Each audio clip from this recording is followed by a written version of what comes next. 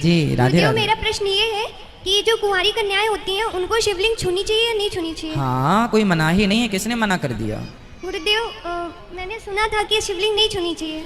अशुद्धि के दिनों में महिलाओं को स्पर्श नहीं करना चाहिए, मंदिरों में दूर से प्रणाम करना चाहिए। छूने की व्यवस्था है, जहाँ जल चढ़ाने की व्यवस्था वहाँ चढ़ा सकते हैं, ऐसा नहीं कि छू नहीं सकते, ऐसा नहीं। भगवान सबके हैं, ना स्त्री ना पुरुष ना लड़की ना लड़का, कोई भेद हमारे सनातन में बेटा भेद था ही नहीं। कुछ मूर्खों ने ऐसी उल्टी बातें कह कह के भेद कर दिया और कहा देखो जी तुम्हारे यहाँ तो बड़ा भेद है, बड़ा भेद है वह कुछ नहीं।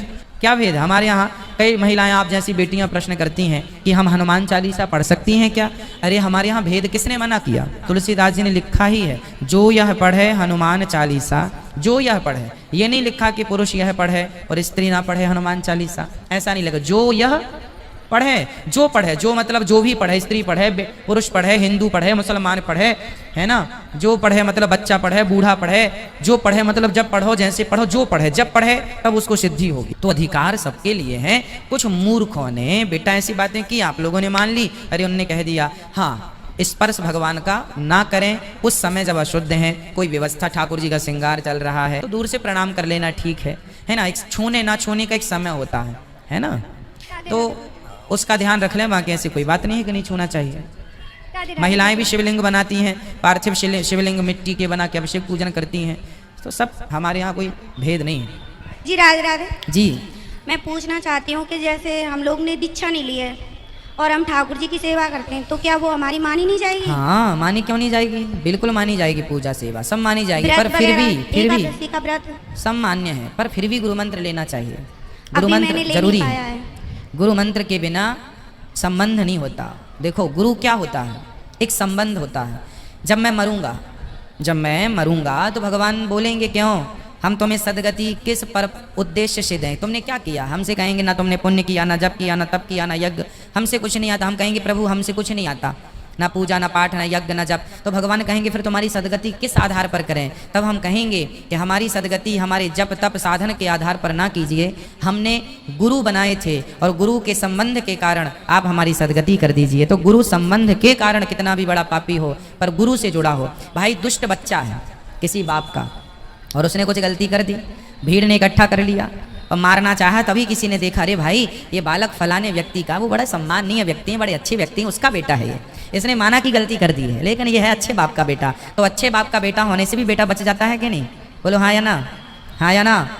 बेटा गलत है पर बाप अच्छा है, संबंध अच्छा है तो बच गया। उसी प्रकार हम भी अच्छे गुरु का संबंध प्राप्त करके नरक से बच जाते हैं। भगवान कहते हैं अच्छा गुरु संबंध है, यही है संबंध है, गुरु संबंध। गुरु संबंध से भी हम लोग बचते हैं पाप से, नरक से। भगवान कहते हैं चलो कितने भी बड़े पापी हो पर हो हमारे संबंधी, हमारे भक्त के संबंधी, इसलिए गुरु परंपरा जरूरी है।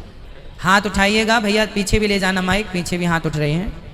राधे राधे गुरुजी। जी हमारा प्रश्न ये है गुरुजी कि क्या गुरु मंत्र चलते फिरते नहीं किया जा सकता? चलते फिरते जप सकते हैं, जप सकते हैं। हाँ। और एक क्वेश्चन और, कल हमने आपसे गुरु दीक्षा ली, आपको अपना गुरु माना। कल ही तो हमने बताया था कि चलते फिरते जपना वाला मंत्र दिया था हमने। श्रीमन नारायण दिया हाँ, था। और चलते जो फिरते मूल मंत्र होता है हम उसकी बात कर रहे हैं। मूल मंत्र तो गुप्त रखते हैं और उसे बैठ के जपें। शुद्ध अवस्था है आपकी, घर में है, नहाए धोए हैं, तो चलते फिरते भी घर पे जप सकते हैं, है ना। घर के बाहर हैं तो श्रीमन नारायण का जाप। जी।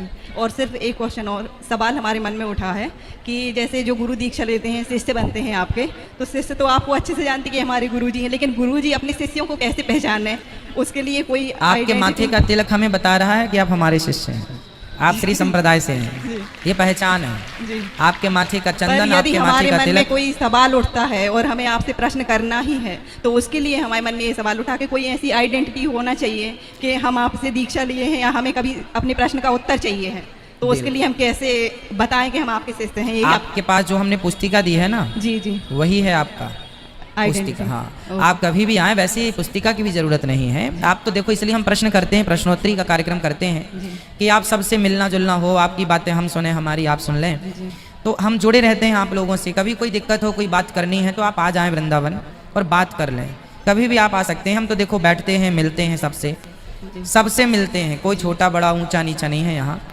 तो हम हमने सबसे अपनी बात शेयर की कि यदि आपको उचित लगता है तो कुछ बिल्कुल वो जो आपको दिया गया है ना, सबको गुरु मंत्र वाले भक्तों को वो कार्ड दिया जाता आपको है। पहचानना तो बहुत कठिन है, इतने सारे शिष्य ना हैं जी, आपके। सबको पहचान लेते हैं, आप बता दिया करें, आप आ गए हैं जी। बस ओके, थैंक यू। आप आज वो पुस्तिका आपके पास है, संभाल के रखिएगा। ओके, राधे राधे। और आप तिलक लगाए हैं, ये पहचान है कि आप जरूर श्री संप्रदाय से हैं। आपको देख के अब कोई भी ये जान लेगा कि आप श्री संप्रदाय से हैं। कोई भी जो जानकार होगा वो तिलक बताता है बिना बताए, है ना। हर स्कूल की अलग यूनिफॉर्म होती है, ये तिलक सनातन श्री संप्रदाय का है।